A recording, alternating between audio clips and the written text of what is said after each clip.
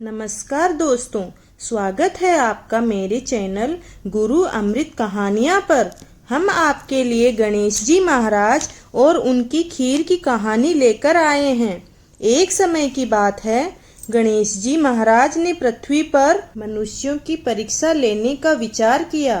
पृथ्वी भ्रमण के लिए गणेश जी ने एक बालक का रूप बनाया और अपने एक हाथ में चम्मच में दूध ले लिया और दूसरे हाथ में एक चुटकी चावल ले लिए और गली गली घूमने लगे और आवाज लगाने लगे, कोई मेरे इन चावल और दूध से खीर बना दो, कोई मेरे लिए इन चावल और दूध की खीर बना दो, मुझे खीर खानी है।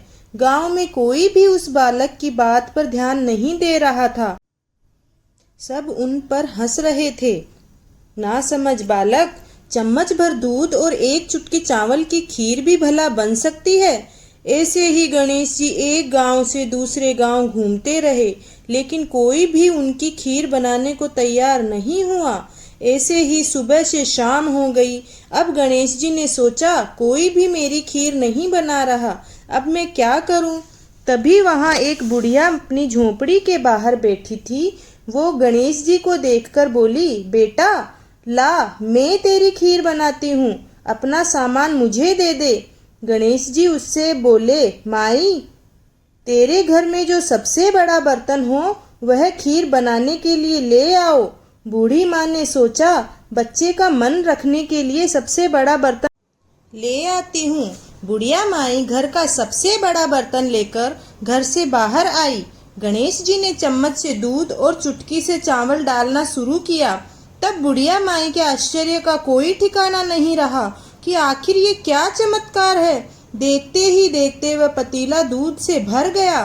बुढ़िया माई ने पतीले को चूल्हे पर चढ़ाकर खीर बनाना शुरू कर दिया। गणेश जी बोले, माई तुम खीर बनाओ, मैं स्नान करके आता हूँ।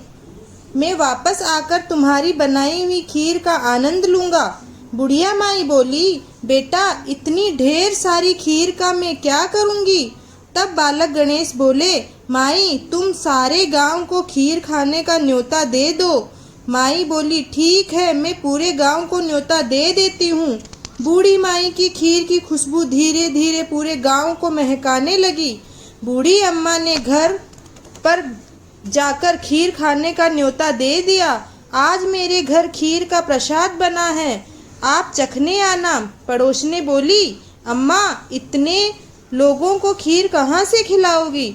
लोग उस पर हंसने लगे कि बुढ़िया के घर पर खाने के लिए तो दाना नहीं है और सारे गांव को खीर खिलाने की बात कर रही है। चलो देख कर आते हैं कि कौन सी खीर खिलाने वाली है। धीरे धीरे लोग बुढ़िया माई के घर आने लगे और देखते ही देखते गांव इकट्ठा हो गया। जब बूढ़ी माई की बहू को इस दावत की बात पता चली तो वह रसोई में पहुंची और खीर से भरा पतीला देखकर उसके मुंह में पानी आ गया और वह सोचने लगी, इस पतीले की खीर सारे गांव में बांटी तो मेरे लिए कुछ भी नहीं बचेगा। ऐसा सोचकर उस बहू ने एक कटोरी में खीर डालकर दरवाजे के पीछे बैठकर खीर खाने की तैयारी करने लगी और खाने से पहले बोली, गणपति जी आओ, भोग स्वीकार करो। ऐसा कहकर वो खीर खाने लगी। बूढ़ी अम्मा की बहू के द्वारा लगाए इस भोग से गणेश जी बहुत प्रसन्न हो गए। उसके बाद जब बाल गणेश स्नान करके वापस आए तब बूढ़ी माई बोली, बेटा तुम आ गए, आओ तुम्हें खीर परोस दूं। तब गणेश जी बोले, माई मेरा पेट तो पहले से ही खीर से भर गया है, अब तुम खीर खाओ, अपने परिवार को खिलाओ और सारे गांव को खीर खिलाओ।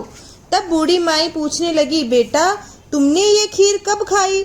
गणेश जी बोले, जब तुम्हारी बहू ने रसोई घर के दरवाजे के पीछे बैठकर मुझे भोग लगाया था तब मैंने खीर खा ली। तब बूढ़ी अम्मा समझ गई, ये जरूर गणेश जी महाराज हैं। वो हाथ जोड़कर उनके आगे खड़ी हो गई।